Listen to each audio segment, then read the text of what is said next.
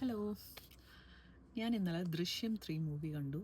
അപ്പോൾ കുറച്ച് പേര് എൻ്റെ അടുത്ത് മെസ്സേജ് ചെയ്തിരുന്നു എൻ്റെ സ്റ്റോറി കണ്ടിട്ട്, ലൈക്ക് ഹൗ ഇസ് ഇറ്റ് എന്ന് ചോദിച്ചിരുന്നു. അപ്പോൾ ഞാൻ വിചാരിച്ചു ഒരു റീല് ചെയ്യാമെന്ന്. ദൃശ്യം 3 എനിക്ക് ഇഷ്ടപ്പെട്ടു.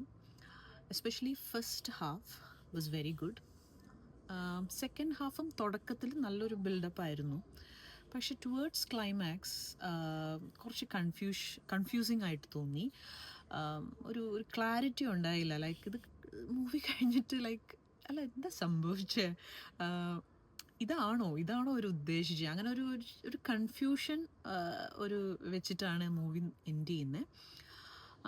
ബട്ട് അതർവൈസ് കുഴപ്പമില്ല, കാണാവുന്നതാണ്. പക്ഷെ ദൃശ്യം 1-2 വെച്ച് നോക്കുമ്പോൾ ദൃശ്യം 3 ഒരു ക്ലാരിറ്റി ഇല്ലായ്മയും പിന്നെ ഞാൻ പറഞ്ഞ പോലെ ഒരു സെക്കൻഡ് ഹാഫ് എന്തൊക്കെയോ ഒരു പ്രശ്നം, എഡിറ്റിംഗ് ആണോ പ്രശ്നം, അതിൽ അവരത് എങ്ങനെയൊക്കെയോ കൂട്ടിച്ചേർത്തതൊന്ന് സിനിമ ഒരു വിധത്തിൽ കഴിപ്പിച്ച പോലെ തോന്നി.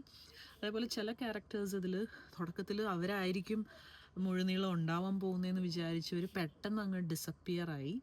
അപ്പോൾ അങ്ങനെ കുറച്ച് കൺഫ്യൂഷൻസ് തോന്നി. ആൻഡ് ദൃശ്യം 4 ഒരു സ്കോപ്പ് ആയിട്ടാണ് ദൃശ്യം 3 നിർത്തിയിരിക്കുന്നത്. അപ്പോൾ I think there will be ദൃശ്യം 4 ഫോർ ഷുവർ. അങ്ങനെയാണ് ദൃശ്യം 3 അവസാനിക്കുന്നത്.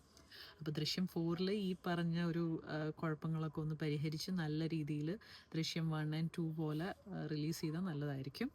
But otherwise it's worth watching. കാരണം ദൃശ്യം 4 കാണണമെങ്കിൽ ദൃശ്യം 3 കണ്ടാലേ പറ്റുള്ളൂ. അപ്പോൾ അതുകൊണ്ട് ഇറ്റ്സ് എ സീക്വൽ. സോ നിങ്ങൾ തിയേറ്ററിൽ പോയി കണ്ടാൽ നല്ലതായിരിക്കും. പിന്നെ മലയാളത്തിൽ ആദ്യമായിട്ടാണ് ഇങ്ങനെ ഒരു സക്സസ്ഫുൾ ആയിട്ട് ഇങ്ങനെ ഒരു സീക്വൽ ഇറങ്ങിയിരിക്കുന്നത്, എൻ്റെ ഒരു അറിവിൽ ആണ്. So it's worth watching I think, if you really like Drishyam 1 and 2 and if you are planning to watch Drishyam 4 if it releases in future.